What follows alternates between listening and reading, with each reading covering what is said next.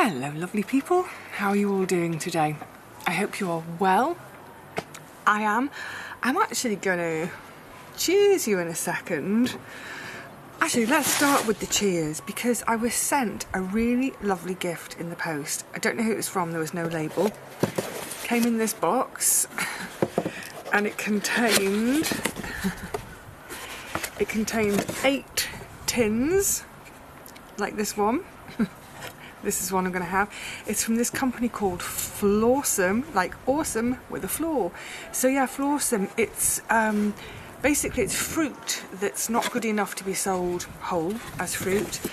They use and a bit of sparkling water.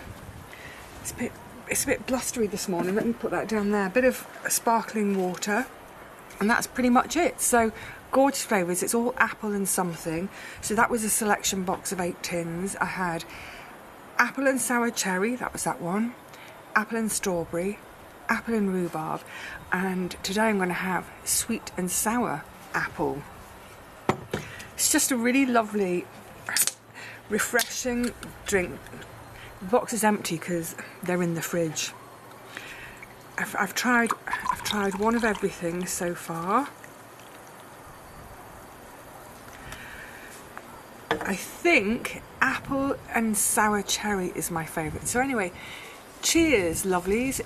Cheers to me, cheers to you, cheers to this gorgeous summer, although we could probably do with some rain at night for our farmers. But yeah, cheers, Santé to all your good healths. Oh, I love it. I love a bit of sour in there. Yeah, how simple. How lovely. So whoever you are who sent me the whoever sent me this box of a selection box from Flawsome, thank you very much. Really enjoying them. Yeah, speaking of rain, we are officially in drought now. Oh, another sip. It's so yummy. It's just really nice to have. Look, I'm happy with water. I drink gallons of water, not gallons, but I drink water every day. That's my drink of choice.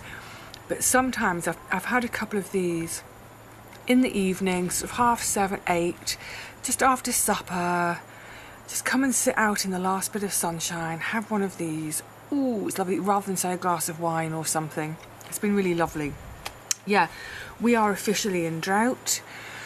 We don't have a hose pipe ban in Dorset, but you know, I'm always careful with my water anyway, and I'm keeping the garden going, so yeah, you know, I'm okay. But yeah, my thoughts are with the farmers really struggling, whether it's arable farmers, whether they, you know, the farmers who are growing our wheat or our veggies, but also the livestock farmers. There's, you know, especially say for the dairy cows, there's nothing for them to eat. The grass is just, so their bills are going to go up because they're going to have to buy in feed, whether it's, you know, yeah, they're going to have to buy in feed.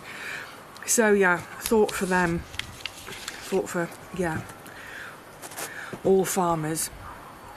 And on the subject of drinking, cheers. It's really yummy. Thank you. Thank you, whoever you are.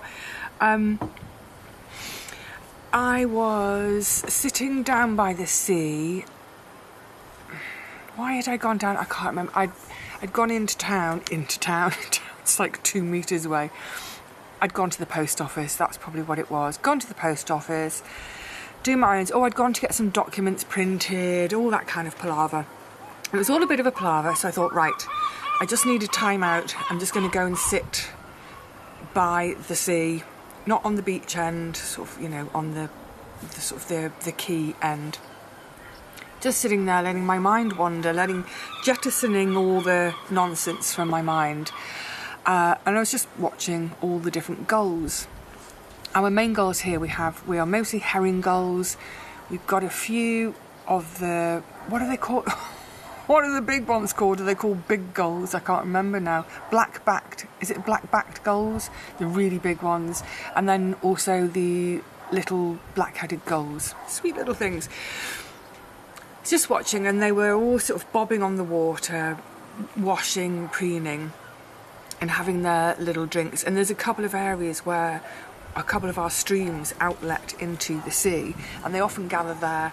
I guess it's useful for them to have that bit of fresh water to wash in, to drink. And I sat there and I started to wonder, bear with me, about birds' tongues. Because I was thinking, we don't often see a bird's tongue, do we? And I was thinking, okay, I've seen tongues on parrots, because when they're talking, when they're opening their beak, and so there was a pet shop in my old neighbourhood in London, and they had a parrot in the shop. It was their pet parrot in the shop. It used to chatter away to everyone, and you could see its tongue. And then I think there are some sort of really specialised birds, aren't there? I think maybe a woodpecker's one type where they flick their tongue out, almost like a sort of sticky thing to bring the flies back in. But yeah, it just got me thinking about A, birds' tongues, and B, how birds drink. This is how my mind works. So I came home from that and I made a couple of notes. Actually, while I was out, I always have a notebook in my handbag, and I just put down 2 questions. Birds' tongues, ? How do birds drink water, ? So that later in the evening, after my working day was over, I could sit and have a Google. So, yes, with birds' tongues, sorry, I've got an itchy schnozzle suddenly. Yes, birds have tongues, of course have tongues, but unlike ours, they're very different to mammalian tongues in that they contain, I've made notes, so that's my eyes are going to go down, they contain bone and cartilage. That seems bizarre, but also for quite a lot of them, the surface is keratinized, so keratin is what makes up hair, fingernails. If you think about like a rhinoceros's horn, that's keratin. So the surface, for some of the birds, the surface of the tongue has that keratin on it to toughen up the surface to help them dealing with eating tougher things like nuts and seeds. It's like, how brilliant, how clever is that? Oh, and what I found fascinating is many of them, I wonder if this is true for puffins, when we see those sort of like iconic pictures of puffins with 10 sand eels hanging out their beaks, but some of them have tongues with small barbs on them, and the barbs face backwards to help direct that food down their gullet. Others have papillae, which is, again, it's a way of getting that food to move backwards down into the gullet. Fascinating. So there we go. That's my little bit of stuff on birds' tongues. What I was particularly interested, though, is in how birds drink, because I sit here in the garden and I watch at the bird bath, and it's mostly the sparrows I see coming down for a drink, sometimes the pigeons and the crows. I've never seen the gulls coming down for a drink, mostly the sparrows. And they have a very obvious action where they sort of dip their beak into the bird bath and then toss their head backwards. And it's obviously they're letting gravity do the work.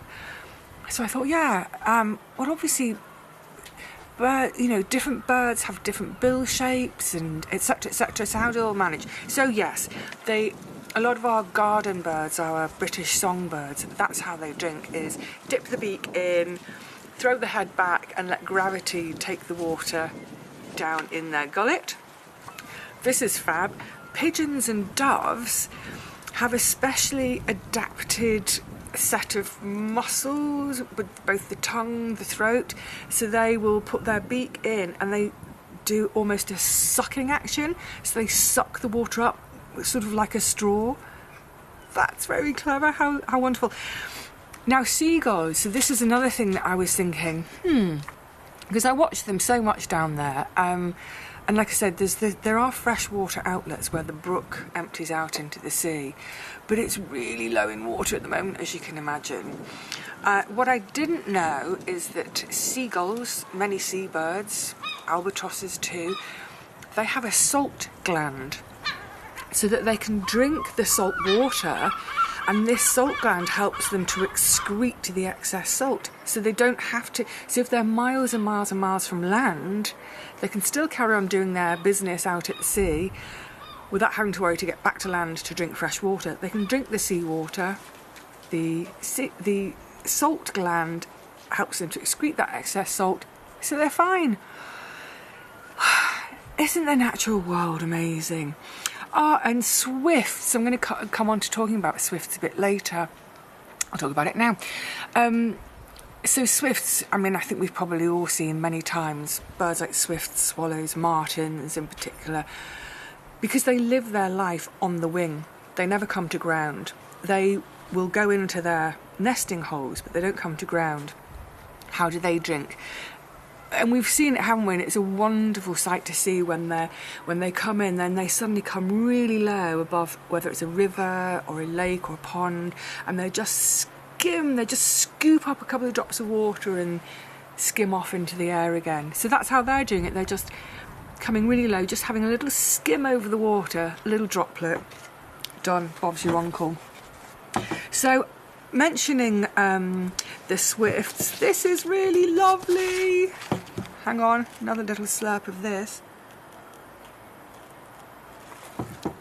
Yeah, a few days ago, one of my neighbours said to me, would I be interested in coming along to a talk that was happening, an outdoor talk with a little bit of a walk around explore regarding swifts? And I said, without hesitation, yes please, because I know that swifts have been in decline for quite some time. So yeah, I was more than happy to go along, and it was a really wonderful evening. We gathered at 8:30 behind the old police station by the old jail. Any of you who've ever visited Swanage will know the little old jail. It's like a garden hut, garden shed made from stone. That was our prison for miscreants and ne'er-do-wells. So around the back of there. And the talk was held by, this is the little volunteer group, Swanage and Purbeck Swifts. So yeah, rather than a slideshow for the talk, it was held up kind of printed sheets. So there were two volunteers came along, and they were talking about all sorts, from their life cycle to their habits and habitats, etc., and you know, talking about why are swift numbers in decline so much, and you know, would any of us like to help with surveying and in general helping our swifts. So I'm so excited about this. I'm going to have a swift box put on the building. We're probably going to wait until after all the work's done on the building, just because I don't want noise and disruption if I can attract them. But there are actually a couple of boxes on my street already, and one of the reasons we met around the back of the old police station is because they've erected some purpose-built boxes for the swifts, but actually the swifts do still have, there are a couple of places where they're naturally nesting. So as the evening went on, obviously we were watching the swifts were wheeling around above us, and then sort of as it got to sort of 9:15, 9:30 or so, the lights disappearing, and as they're wheeling they're getting lower and lower and lower in the sky. They're just above our heads. It's gorgeous. And then, you know, every now and again out of this mass of them, one would dive off and go into its nesting hole.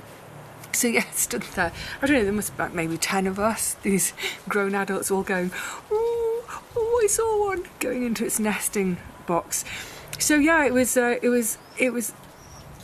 great talk, really interesting, lovely to meet some like-minded people, really exciting that so many people want to put boxes up, because part of the problem is you know, when we renovate our homes or when new homes are built, we're so hermetically sealed into our buildings. Oh no, you can't possibly have a gap or a hole or a draft. You know, it's like, say with barn owls. Why there's such a decline of barn owls?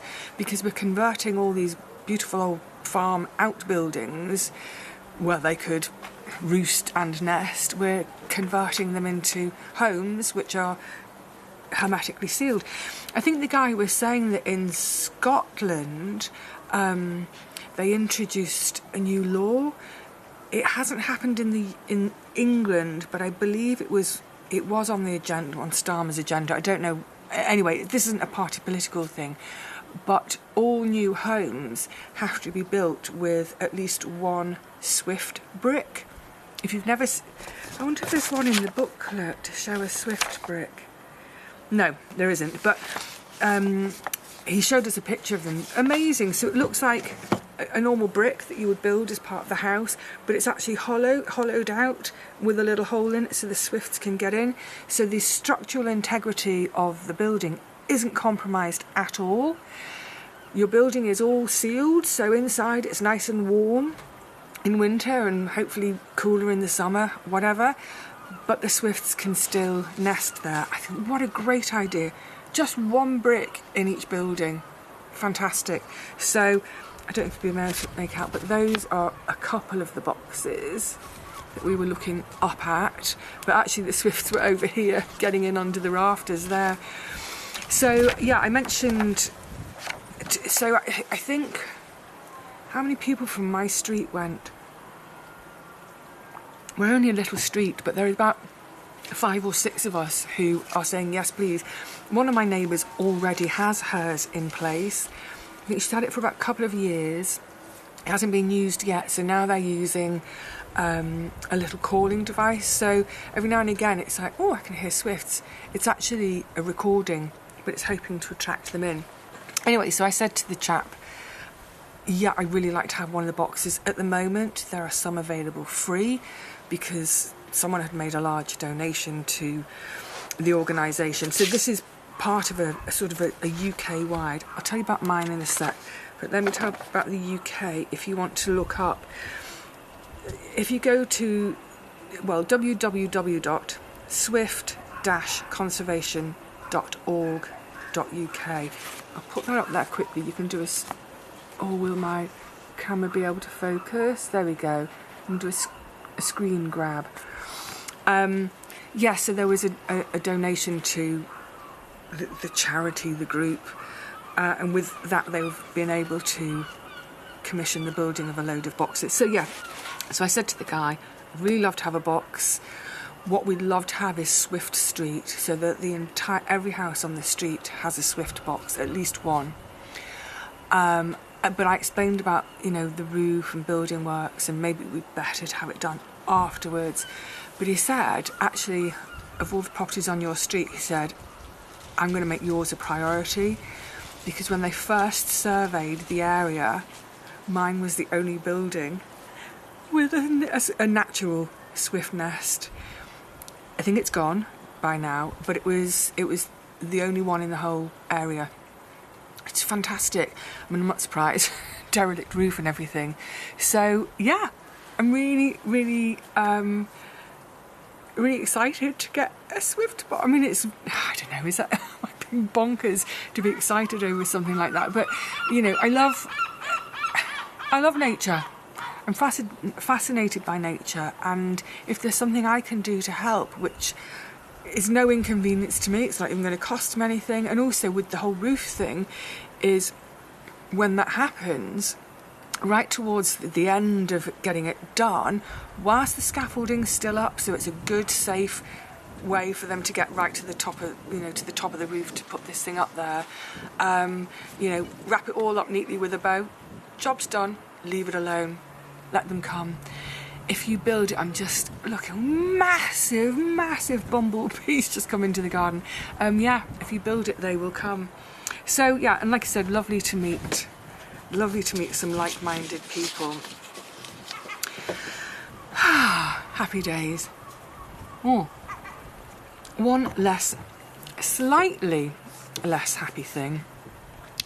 Do you know, so I just did a proper little lip tongue smack then, didn't I? So it's very Moorish. Oh, I should just say as well with these drinks, look, it's essentially, it's almost pure sugar. I mean, they're not too calorific, but it is a lot of sugar. So I would see this as a treat, not to be had every day, certainly not more than one a day. I've not long since eaten, so I also have something else in my stomach that'll hopefully slow down the sugar spike. But yeah, it is a treat, but maybe not if you're diabetic or even pre-diabetic. I would say it's probably a bit too much sugar. But it's blooming gorgeous. Yes, so the other day I mentioned I'm going to have a bit of a grr moment, and it's a bit of a grr at... I feel like I'm living in a world. I just don't understand the world I live in anymore, which is probably another reason why I'm so attracted to doing things with regards to wildlife, because, yeah, wildlife doesn't have tech and all these issues. So, that energy company who took... I mean, look, it's only 24 quid, but there's a principle involved. That... Can you hear Punch and Judy coming across the air? That they took 24 quid from me in April last year, so it's 16 months ago. And I said to them over and over again, I do not owe you this money. I didn't live here. I've literally just moved in. I haven't used anything. No. And it got all a bit threatening, and I thought, do you know what? It's 24 quid. Just pay them and get them off my back. I've just moved in. I've got bigger things to worry about. And then 16 months later, they write to me to say, we need to give you a refund. I mean, I should get back to them and charge them interest, really, shouldn't I? But I'm not going to bother with that. So I got an email to say that they would pay me by cheque or by direct debit for the account that my account had been with. Well, I didn't have an account with them. That's the point. They were billing me for the time before I lived here. So I didn't have an account with them. I never have had. So I've never had a direct debit. So having heard nothing from them for 14 days or so, I rang up, and yes, I was on hold. Well, firstly I had to go through a menu of, 8 different menus, and then, keying in my date of birth, and keying in my postcode, and keying in my account number, and blah, blah, blah. Fortunately, I kept they sent me the demand for the 24 quid with a paper bill, and I'd kept it. I don't normally keep things for 16 months, especially seeing as I'm not ever going to go with them again. Thank goodness I kept it, because it had an account number at the top. Otherwise I would have no idea. Anyway, do all that faffing and fannying and eventually get through, and I say, I haven't received this refund at all. What's going on? He's like, right, well, what was your bank account for your direct debit for your account? Blah, blah. I said, I didn't have a direct debit with you. You were never my company. I had to explain the whole thing. He said, oh, right. Okay, well, we'll send you a cheque. And I said, no, I don't want a cheque because there are no banks in my town. I've got nowhere to pay a cheque in. However, I'm sitting here with my bank card. I'll give you my bank details over the phone. You can do a bank transfer. No, can't do that. What we'll do, we'll send you a voucher. And I said, well, voucher, how does a voucher work? So they're going to... It's not what I thought. It was like a voucher to spend. That's not what they meant. It's a refund voucher that I would take to something called a pay point. I don't know whether there is one here. I know about them because during COVID, one of the things I volunteered to do was for people who were the older, vulnerable, sheltering in place. If they pay for their gas and electricity on a meter, they have this kind of like stick thing that they put in. So you take the stick to a pay point, you hand over 20 quid at pay point, hand the stick, they put that credit onto the stick, you come back to your meter, plug it into your meter, and suddenly you've got 20 quid's worth of fuel again. So I knew of pay points from that time of COVID. Don't know whether there is one around here. But anyway, so I said, well, okay, how will it actually work though? What do I need to do? He said, well, we'll send you a code to your phone. And you take your phone to the paper. I said, so I'm going to have to stop you, mate. I don't have a smartphone. And this is the bit where my heart was just sort of sinking because by the way, yes, much bigger problems in the world. I am aware. Please, when I'm talking about these things, please don't remind me that there are more important things and worse things going on in the world. I am aware. I'm just talking about on a day-to-day living. trying to do our day-to-day lives, when did it become so difficult? Firstly, to be charged the correct amount in the first place, 16 months ago. Secondly, when did it become so difficult for me to get my money back from a company who took it erroneously? Why is it made so blooming difficult? It's difficult partly because all the banks are closing, so you can't pay a cheque in. The post office don't want to take cheques anymore. I can do cash there, but not cheques. So the banks are making it difficult for us. If you don't have a smartphone, forget it. It's like you might as...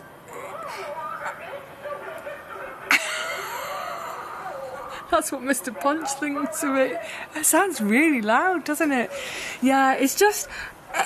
you know, I know it's a really little thing, but I just feel like something so simple... I mean, I was on the phone with the guy, so eventually he agreed to take my bank details, and he said it'll take 5 days to do the transfer, and I said fine.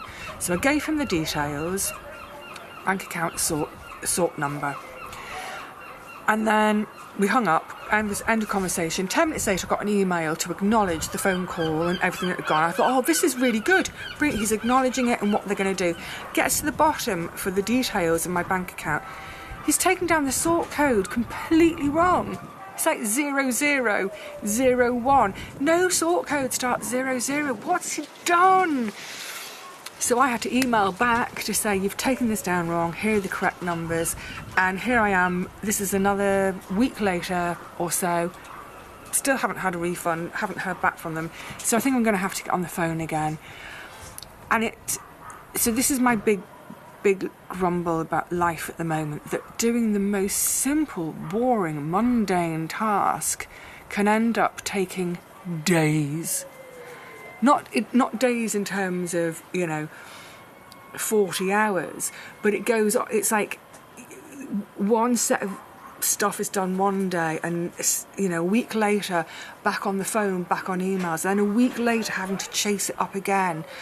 And having these systems which exclude people, it's like I'm giving you my details right now. Just refund me right now, please. Infuriating. Cartoon steam. And it just seems like it's in so many parts of life, isn't it? That it's just... It feels, it's not impossible, but it feels like there's a gazillion hurdles put in the way to do one simple job.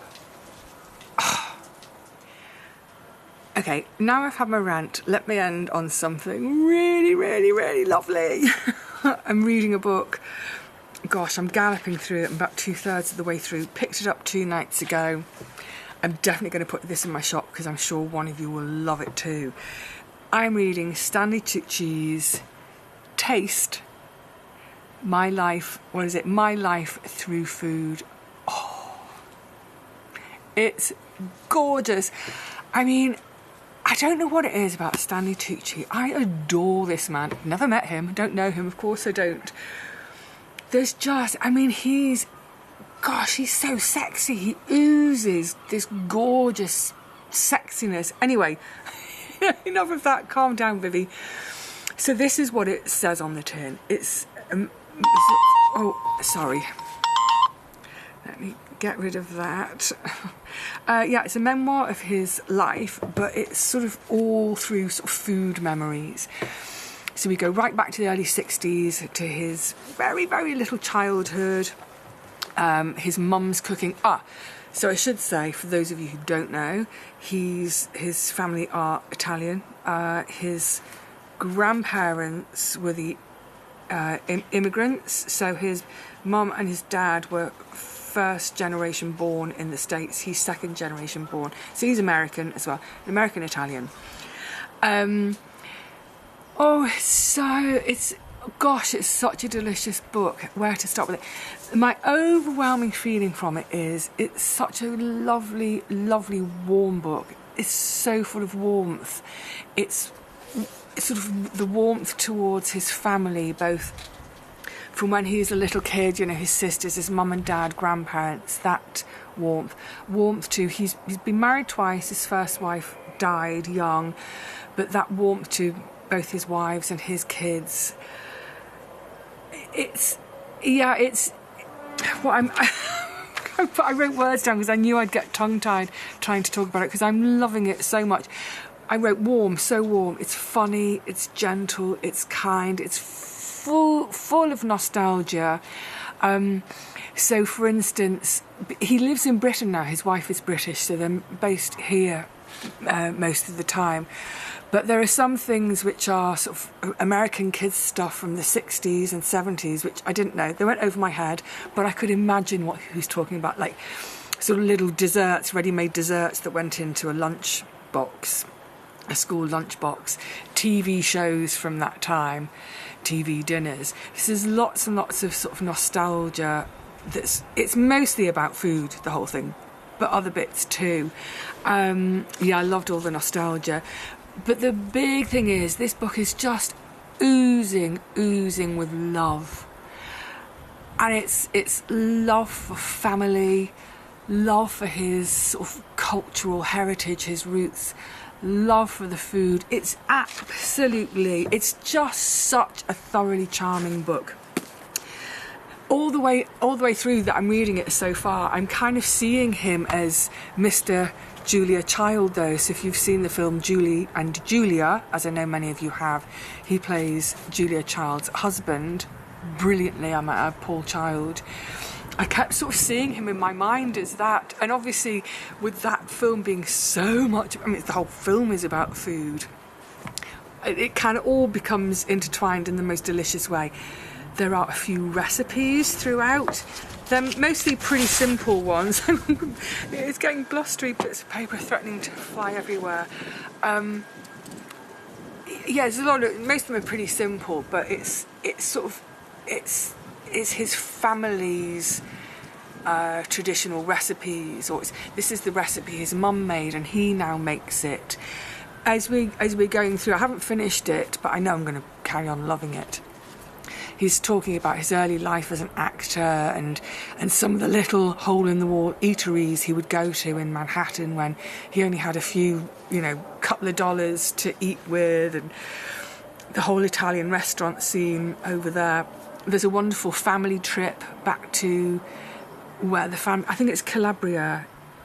They're from the south, from southern Italy, really, really, really poor part of Italy. So they go en masse as a family. His father gets a year-long sabbatical to work over there, or to pursue his art over there. It's gorgeous. It's so charming. It's so lovely. In terms of writing style, he's got such an easy breezy style. I was curled up with it last night on the sofa reading it, and at one point I kind of closed my eyes and I was just imagining the particular recipe he was talking about. The best way I can describe his writing style is it feels like I'm at his house or he's at mine. We're in the kitchen, he's cooking, or I'm cooking, he's chatting. It just feels like being with a really old, trusted, lifelong friend who's chatting away whilst cooking, saying, "Oh, do you remember that? Duh, duh, duh." It's beautiful. Very, very laid back style, oozing warmth and love. And what I really like is at the beginning and at the end of the book, I kind of looked at the end the other night, the whole thing is bookended, as it were, with, it's almost written as dialogue. Let me just show you here. It's him and his mum. So can you see it's written as dialogue, so like a play script. So we start off at the beginning, that's him and his mum, so it's when he's a little nipper, and at the end it's him as a grown-up with one of his children. And in a way that the book ending like that, it sort of perfectly encapsulates what's central to this book, and that is the idea of tradition and handing and things coming down through the lines of the family and being kept going, recipes being handed down, this beautiful culture that has travelled all the way across the Atlantic because, you know, they were poor and starving, so they moved and left for hopefully a better life, but they've clung on to those cultures of growing their own veggies where possible, cooking their own food, often really simple, as I often talk about, peasant food, au paysan, or no, what's he call it? Cucina. Oh, I've forgotten the word, but there's an Italian word, so I am saying the French, au paysan. It just means, you know, rustic, simple food that's blooming gorgeous to eat. Honestly, salivating, I just remembered one of the recipes. The 2 nights ago when I was reading it, I didn't want to put it down, I put it down, and as I was dozing off, I was thinking, oh yeah, I've got some courgettes coming on in the garden, and I've got tomatoes coming on, and oh, what should I... And I started to think about Italian food. I love Italian food. I love pretty much all Mediterranean food. Go the whole way around the Mediterranean. I love all of that food. But yeah, if you... Oh, what was that?